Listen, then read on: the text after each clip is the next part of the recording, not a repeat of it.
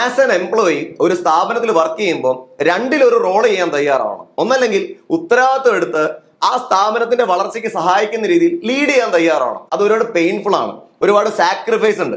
മറ്റുള്ള ആളുകൾ പല എൻഗേജ്മെന്റ്സിലും രസകരമായി നടക്കുമ്പോഴൊക്കെ ഉത്തരവാദിത്തത്തിൽ തന്നെ മുൻപോട്ട് ജീവിക്കേണ്ടി വരും. അതല്ലെങ്കിൽ ഫോളോ ചെയ്യുക, അവിടെ എക്സിക്യൂഷന് വേണ്ടിയുള്ള സപ്പോർട്ടാണ് കൊടുക്കേണ്ടത്. ലീഡ് ചെയ്യുകയോ അല്ലെങ്കിൽ ഫോളോ ചെയ്യുകയോ ചെയ്യുക, ആളുകളെ കൺഫ്യൂസ് ചെയ്യിപ്പിക്കാതിരിക്കുക, ആ ലീഡർഷിപ്പിന് ഇളക്കം വരുത്തിക്കൊണ്ട് സ്ഥാപനം ഇല്ലാതെയാക്കരുത്. കൃത്യമായ ഡയറക്ഷനും വിഷനുമുള്ള ലീഡർ മുൻപോട്ട് പോകുന്ന സമയത്ത് അവിടെ സപ്പോർട്ട് ചെയ്യുന്ന, അവിടെ കൂടെ നിൽക്കുന്ന, എക്സിക്യൂഷനെ സഹായിക്കുന്ന ടീം മെമ്പേഴ്സ് ഉണ്ടെങ്കിൽ തീർച്ചയാണ് ആ സ്ഥാപനം കുതിച്ച് തന്നെ മുൻപോട്ട് പോകും. നിങ്ങളൊന്ന് അനലൈസ് ചെയ്യുക, നിങ്ങളുടെ ടീമിൽ എത്തരത്തിലുള്ള ആളുകളാണ് ഉള്ളത്.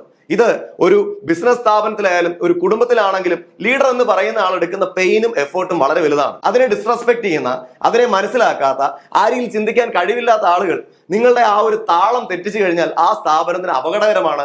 അങ്ങനെയുള്ള ആളുകളെ